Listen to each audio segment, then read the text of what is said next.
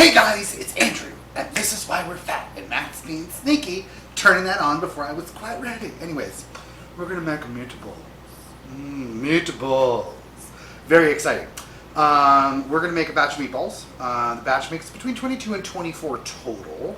And we're gonna put them in the freezer. We're doing some meal prep today, and then we're gonna kind of come back in a little bit, and we're gonna make pasta, a big batch of pasta sauce, and then we're gonna have lunch. It's gonna be super exciting. Anyways, meatballs.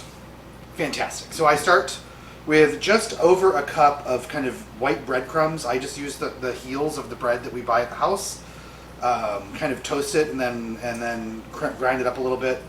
And then we're going to take a half a cup of heavy cream and we're going to pour it all over our breadcrumbs. And we're going to set it aside for a few minutes whilst it soaks up those breadcrumbs. And a spoon would have been helpful. So we give it a stir. Okay, we want the breadcrumbs to soften up just a little bit with the heavy cream. Now, if you don't have heavy cream, you can use half and half. This is something you want the fat from this. So don't go too, like whole milk is probably as far as I would go here. If you're a non-meat person, you're not eating these because they're meatballs.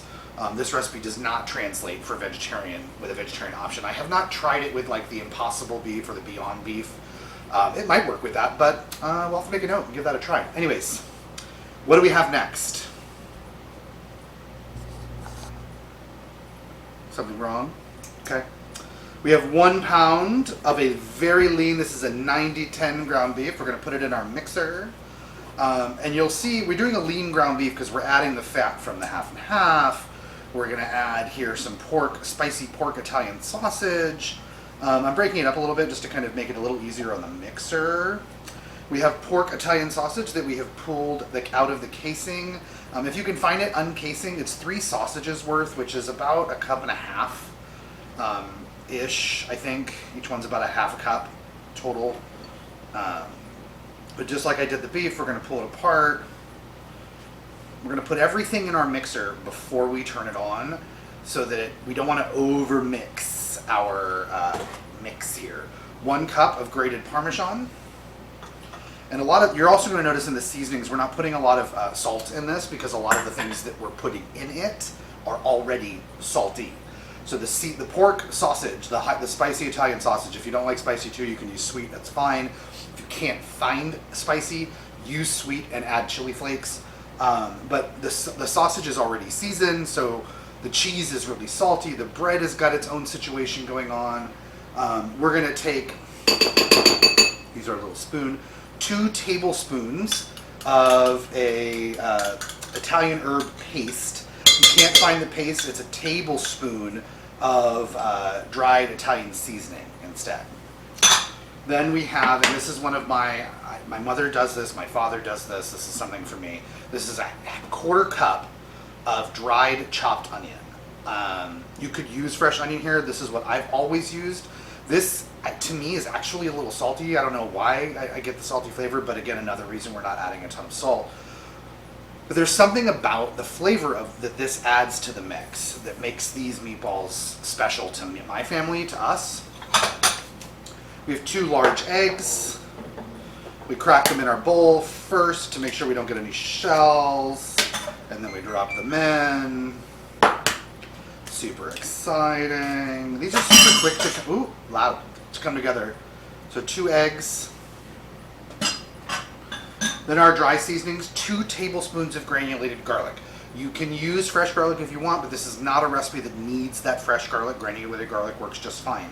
A 1/4 teaspoon of kosher salt, a 1/2 teaspoon of black pepper, and a 1/2 teaspoon of chili flakes, because we, again, here at our Grace and Haddock house, love spicy food. So we're just going to dump those in. Then we're going to come back to our breadcrumbs that have now soaked up all that half and half, or heavy cream, half and half, that's cute. And we're going to put those in here as well. And then the last thing we're going to do is a couple glugs of olive oil that I forgot to get out. Right, so there's our bread. We have our gigantus olive oil up here. And we're going to go 1, 2, 3, about 1/4 cup of garlic. about a quarter cup of olive oil. That word. We're also cooking bacon. It's done, so let's take it out. Bacon is for something else. But it's nice and cooked, fabulous. Right, we have a sheet pan that I've sprayed liberally with a non-stick spray. We're gonna put our mixer down. We're gonna lock our mixer because this is a tough mix. And we're gonna put it on low speed. And we are gonna let the mixer do the hard work for us. You could totally do this with your hands if you felt like you needed to, but you do not have to.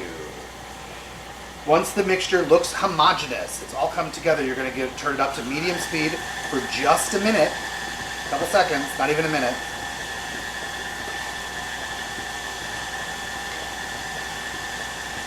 And then turn it off. Unlock it, and you are good to go. Your breadcrumbs. Check it, kind of go through, look at it, make sure that you don't see pockets of sausage, because sometimes the sausage will not want to mix in because it's got more fat than the lean beef. But we're going to take off the paddle, put that away, and now we have our lean beef situation.